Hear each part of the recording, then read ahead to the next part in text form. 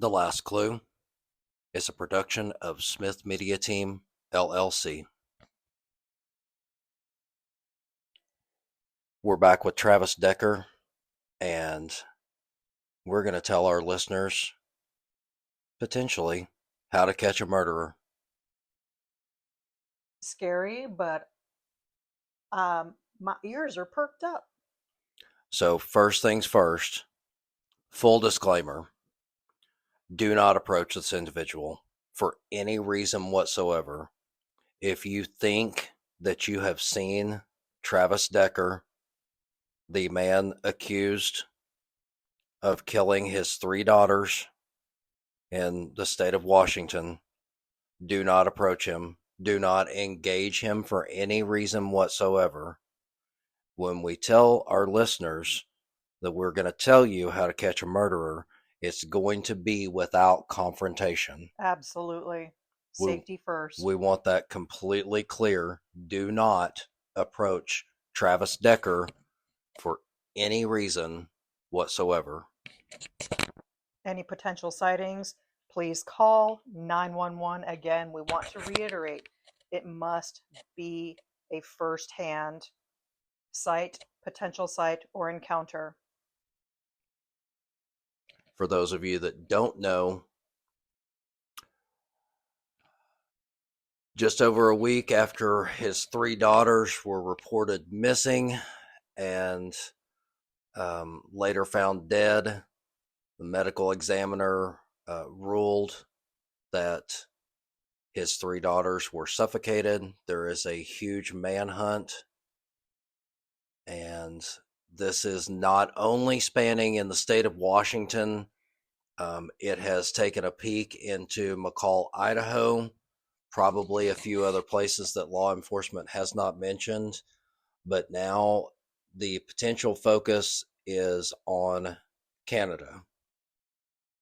Yes. He was known to be in the area of the Pacific Crest Trail, also known as PCT.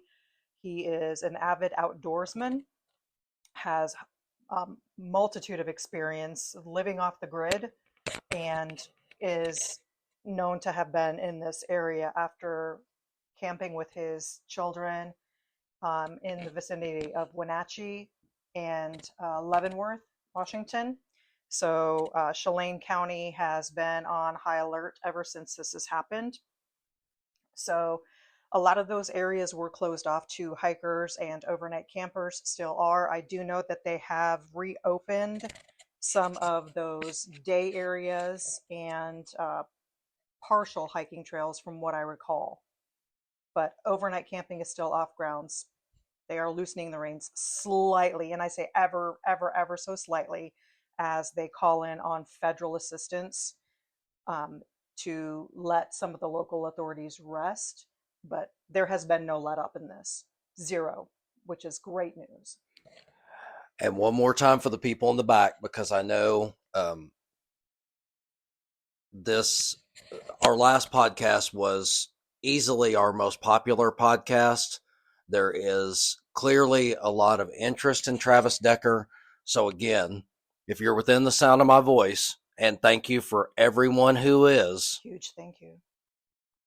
do not approach or engage Travis Decker or anyone that you think might be Travis Decker. Let law enforcement handle this. We are simply telling you from our research how we think that our listeners can catch Travis Decker and potentially bring him to justice. Absolutely. And before we get into that in depth, we're going to let you know that we might be repeating some information that you already know, but I'm going to tell you from firsthand knowledge. There's not a lot of coverage on this on the national forefront, and where there should be. Where I live, where we live, we have turned on our newscast. We've turned on the national newscast, and this is not one of the top stories, and it should be. And the FBI is involved. So maybe the FBI has reached out to the major news stations and said, hey, will you keep this quiet? Can you put this on the back burner? We have an idea where he is, but they haven't contacted us. Sure, and I understand they keep a lot of information that they have at bay so as to not impede the investigation. But my opinion, when we all know what opinions are like, the more information, the better. Information is knowledge. So let's get into how our listeners can help catch this man, alleged man.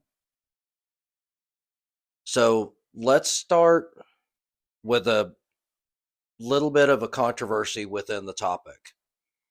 So early on in this investigation, it was noted that there were bloody handprints on the tailgate. I believe it was on the tailgate of his truck. Okay. I just wanted to make sure I'm accurate. We have read a lot. We have done a lot of research. Our eyes may be crossed, literally not on paper in cursive where you dot the I, They don't but write cursive anymore. well, I do. I do too. So we've gone through a lot. So if we stumble a little bit, our sincerest apologies, but thank you again for sticking with us on this. The bloody handprints on Travis Decker's truck. There's been a pretty decent focus on that because you wouldn't have bloody handprints on a truck if you had suffocated 3 children. You wouldn't think so. The bloody handprints came from some other activity. Now, it has now been released that the blood was positive for a human male, which not surprising. No.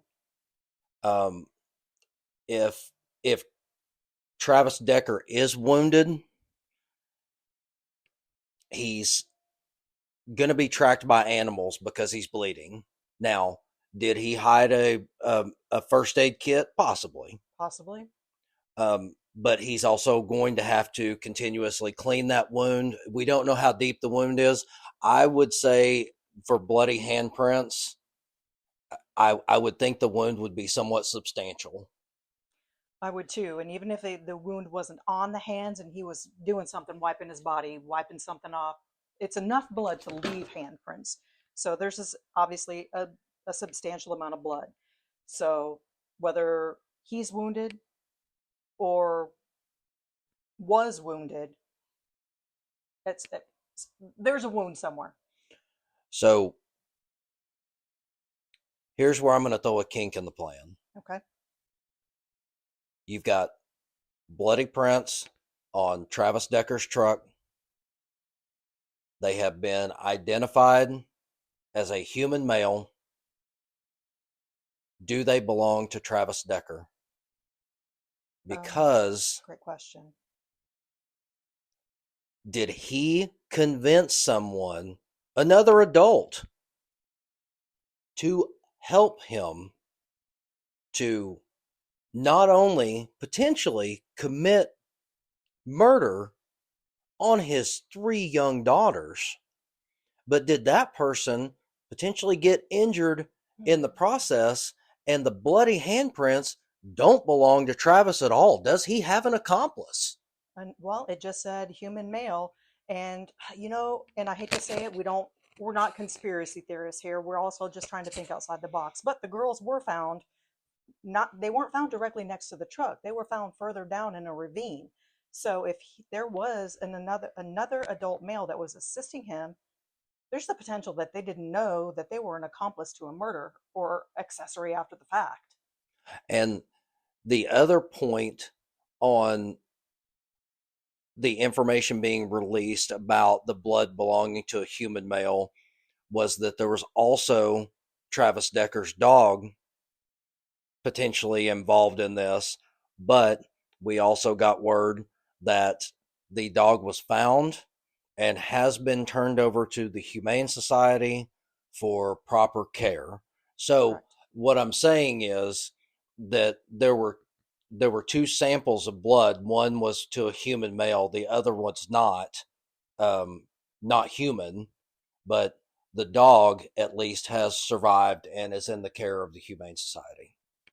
Yes, you're correct there, but that's a really good point to contemplate. A potential another person. Okay. And now let me segue my last point on the bloody handprints. If the wound is sufficient enough, he's also going to need water to clean it. He may have a cleaning agent if he did have a first aid kit, but he's going to need some kind of water to clean it. And if he has stored water in whatever bunker he might be hunkered down in, eventually that water is going to run out. So he's going to have to look for a water source, which brings me to point number 2. To catch Travis Hunter, find the water source. He is eventually, no matter how much water he has stored up, he is eventually, and you said this in our last podcast, I'm not breaking news here, he is going to have to find a water source at some point. And I would like to believe, I haven't been to this area of Washington, but I would like to believe along the Pacific Crest Trail, it's there. It's there. I believe there might be a river that the river runs through it. So he's got to have a water source, y'all. He has to have a water source. And not only for the wound cleaning, but also for the scent. The animals will not only track, if that is Travis Decker's blood, and they are tracking the blood, if he handles the blood, he's going to have to handle his own scent too, because the animals are going to track that as well. So he's going to need a water source to do his best to get rid of any kind of scent that would potentially attract them. And besides just the normal human body functionality of thirst. So you got to have water. You can't live without it. Point number 3 is our neighbors to the north. Oh. He has knowingly searched several things about Canada, including findajobcanada.ca, Jobs Canada twice, how to relocate to Canada, and a Google search, how does a person move to Canada? And from the statistics from our last podcast, our Canadian listeners are there. They are paying attention. Listen up, y'all. What we're saying. He is, if he is not already, his ultimate goal is to get to Canada because he thinks that he can sustain there and stay under the radar, but not with our Canadian listeners. Not at all. And let me just say this. So despite Canada announcing earlier this year that they would no longer require or issue permits for hikers to legally cross the border without visiting an official port of entry, there is no barrier or fence between the US and Canada at the Pacific Crest Trail terminus. And it would be even easier going back if he has an accomplice, because an accomplice could help him get through there sight unseen. Especially if the person was from Canada. I'm just throwing that one out there right now. That was just off the top of my head. But we've got to make it clear. It looks like he was headed to Canada. So, water source. That entrance between the US and Canada on the Pacific Crest Trail is not monitored. It's open. It's not fenced. It is available. And most likely, if we're dealing with an accomplice situation, the accomplice is going to be the one that is going to be out. So we've talked about his searches of Canada, talked about him trying to find jobs. If anyone, Canada or US, sees anyone new in that area that is going by the local store, they're not going to go to Walmart. They're not going to go to Target. They're not going to go anywhere that has cameras. I believe even the accomplice, what they're going to do is they're going to find a small store, not a 7-Eleven, but more of a family home type store. And it's going to have everything that they need. and they are going to use that store. So if you see somebody new coming into your store, just take note of them. You Yes. don't have to reach out to the authorities at that point. You can just note that you've seen a person, note their height, note their hair color, eye color, whatever it is, but just take note. And when I say take notes, don't take mental notes. We are sitting here right now with a notepad in between us where we have handwritten notes. Don't take mental notes. Take written notes so that if things start getting a little bit more strange, then you can go back and go, this person came in on this date and this date and this date. It may be every Wednesday, every other Wednesday. Take note of what that person looks like and what their habits are, because And what they bought. because if they are working, yeah, exactly what they bought. Because if they are working with an accomplice, you will start noticing patterns. So if you see anybody in that area that seems to be new, seems to be buying out of their normal realm, anything that you think will help law enforcement, just take notes. Now, guys, we're not telling you that there's an accomplice. We're saying that this is a possibility. Anything at this point is a possibility. This man has been on the run for a week. So we've got to think outside the box. We've got to stay hyper vigilant. We've got to get Travis caught. So we have to think about these things. And the other point I'd like to make, and this goes for not only Canada but the U.S. as well. The U.S. I believe is already on high alert. Oh, absolutely. Canada, I believe, is on alert just Absolutely. from our listeners and the response that we've gotten. What I would say to you is, if there are any jobs in that area that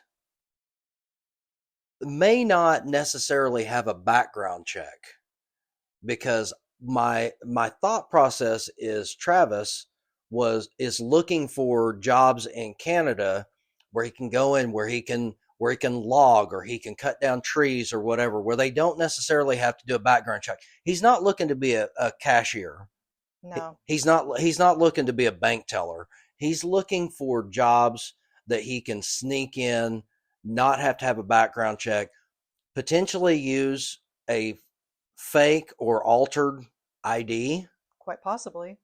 You would think, because I don't think anybody that would come in contact with this man would see the name on a job application or whatever's going on where he's going to be using his real name. No, there's zero chance of that. So Now, jobs that pay cash under the table. of course. Now, on that same note, if you get a situation where an employer says, yeah, I need some help. You can fill out this application. He may fill it out incorrectly. And I say that with quotations, and then be able to explain his way out of it. Sure. So it's those little things that you have to pay attention to, but he's obviously looking for work because he thinks he can escape the system. And that's why we need our listeners and anybody else out there to be diligent, because he thinks he's smarter than the system. Now, sure. In our last podcast, I gave him credit that, and I say credit, I contributed this possibly to the mental illness. Yes. But now that this has gone on for this long, and what has transpired since then, I believe, allegedly, I believe Travis Decker is a cold-blooded murderer who has no regard for anyone but himself. And if he's working with an accomplice, I don't think he has any regard for that accomplice either. He will throw that accomplice out in the middle of a field to get shot up by the FBI. And these are my thoughts. This is totally my opinion. But after what we've read, after what we've studied, of all the information that we've dove into, I think that Travis Decker is a cold-blooded murderer and does not care about anyone or anything besides himself. If you can take the lives of your own children, not one, not two, but three, if you can do that to your own children, you can do it to anybody else. I understand we're dealing with mental illness here.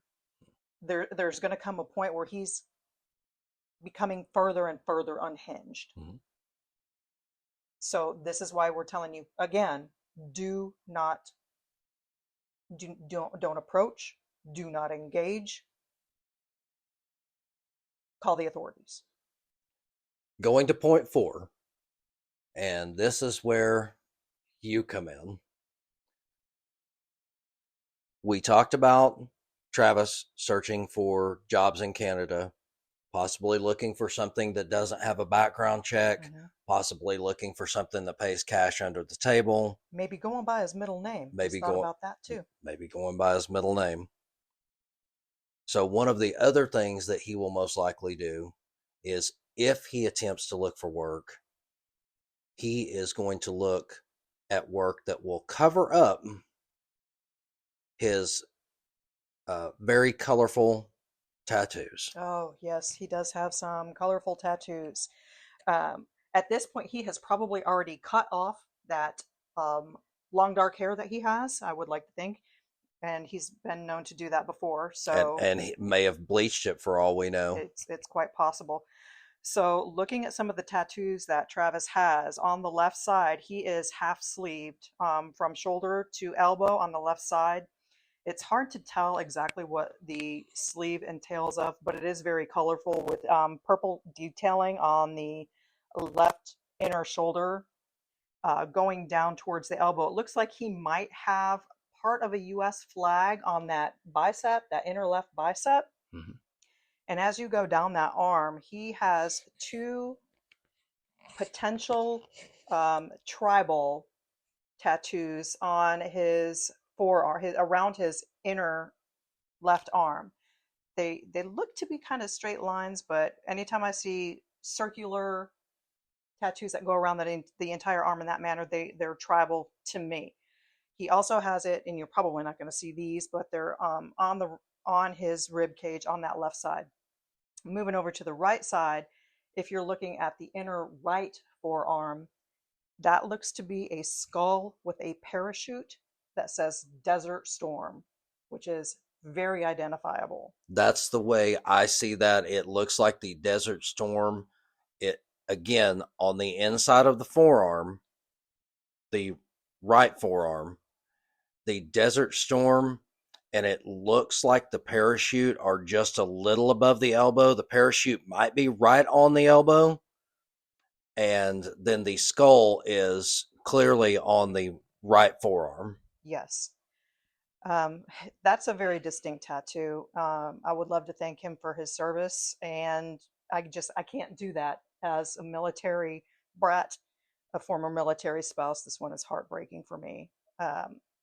On the outside of that same arm, the right arm, where he has the Desert Storm tattoo on the inner right arm, on the outer upper area between the elbow and the bicep, looks like it could be a fish. It's really hard to tell from the pictures that were sent, but there is one on the outer arm there as well. Now we can move down to the left ankle. On the outside of the ankle, on his left leg, there is a tattoo of what looks to be a female, like a portrait from like the shoulders up. Okay. She looks to have some long dark hair, but definitely a female tattooed on his left ankle. So 2 reasons why we wanted to go into the tattoos. One, tattoos are very identifiable marks. Yes. That you could potentially identify a murderer. A body or a murderer. You can go either way.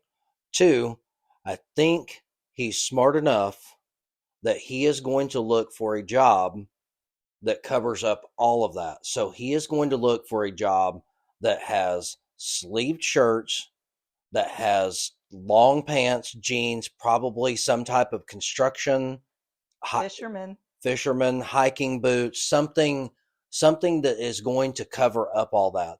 It wouldn't surprise me a bit if he also looked for work that paid in cash in an industry where you covered your face, Mm. because the more his face is covered, and if you're in that type of industry and your face is covered, then he could just walk around like that all the time, barely pull his cover down, take a drink of water, put his cover back up, and work 8 to 5 Monday Welding? through Friday while getting cash. And he could leave that cover on even when he got his cash. So what I'm saying is, we're not trying to red flag any employers. No, no, If no, no. if you're Just the if opposite. you're in a cash only business where you pay your guys cash at the end of the day, at least you're paying them. There's some businesses out there that don't pay their employees, or That is pay them 100% a terribly. fact. We're not trying to red flag employees. What we're trying to do is tell you that there are going to be telltale signs, especially with the tattoos, because those are something that they don't go away. They don't. You can't go into a tattoo parlor and say, "Hey, can you remove this?" Because any tattoo parlor worth its salt is going to take one look at this guy, whether he's got blonde hair or purple hair, and they're going to go, "That tattoo looks familiar. Give give me a second. I want to go talk to my boss and see how much it will cost to." Since you're a serviceman, I Sure. want to go and talk to my boss to see how much we can remove that tattoo for. And then they go back to the back and call the FBI like they should. That's the same thing I'm saying about the employers. We don't care that you pay in We cash. don't. We don't care Hell, I'd like to be. we don't care what kind of industry you're in. If you're in the logging industry or you're in the strip club industry, we don't care. What we're telling you is we're giving you solid points on how our listeners can help catch this guy. Yes. Still looking at the tattoos, guys. I'm going back to one. We're looking at like kind of the lower left quadrant on his left rib. That looks to be a parrot to me, some sort of bird with what could be like the perch underneath. It's hard to tell. It's I, really blurry, but I'm I'm not going. even going to take a guess on that because it's too far away. It is. It's I don't see it. again. This is a guess, but I am telling you that there is a tattoo on his left rib, kind of that lower left quadrant. So there is one there too. If he should, some reason, find some great makeup that can cover the sleeve and all that other stuff, there's still that a tattoo on his rib cage. So we've got telltale signs and markings here, guys. So let's recap. The bloody handprints may or may not belong to the suspect. There could be an accomplice. But with blood comes animal tracking, it comes cleaning, and that takes us to point number 2. He's going to need water sources. So he's going to be looking for water sources quite a bit, even if he stored water in several different places to make his trek from Washington through to Canada. He is still going to need water sources. Don't discount that one bit. He is going to need water. The third, his ultimate goal was to get to Canada. So Or so he wants us to think, and that's where we're going with this. and it's a much shorter trek to Canada than it is to Mexico. Yes. So he is allegedly looking for jobs in Canada. He's going to be looking for jobs that maybe pay cash under the table or that do not have background checks. And point 4, because of his tattoos, tying 4 and 3 together, because of his tattoos, he's most likely going to be looking for jobs where he can cover his face, he can cover his arms, he can cover his legs, and he can cover his feet. He's going to be looking for something in the construction industry. He's going to be looking for something in the logging industry, the fishing industry. He is going to try to keep as much of his body covered up for as long as he can so that there's no giveaways. So Yes, it's definitely going to be something blue collar, hard working, and Thank you all for doing what you do. You're not alone. We appreciate your hard work. We appreciate your vigilance. But these are the things that he is highly likely going to be looking at. So, folks, we told you, don't engage with him. Don't try to stop him. The FBI is now in control in the investigation to give local law enforcement some much needed rest so that they can come back with a lot more energy. But the bloody handprints mean either he has an accomplice or he's injured. If he's injured, he's going to need a water source to keep that clean. And with water sources, he's going to be working his way around. His ultimate goal is to get to Canada.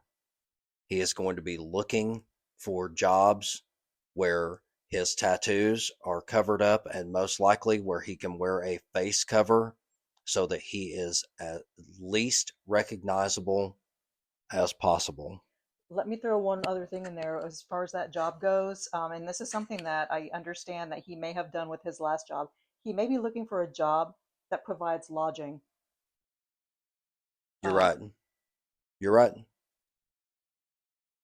so, um, hotels, campgrounds, obviously, um, cabins. And if he finds one of those jobs, then that most likely comes with some type of lodging. So he would be most likely staying on the premises where he was working. Speaking of any premises, if you see anything that could potentially link or be evidence within this case, do not touch it. I know it sounds like that should be common sense, but as we can see here, common sense seems to be a superpower. If you see any type of potential evidence, don't touch it. Please take a picture of it with your cellular device, timestamp it, and turn it over.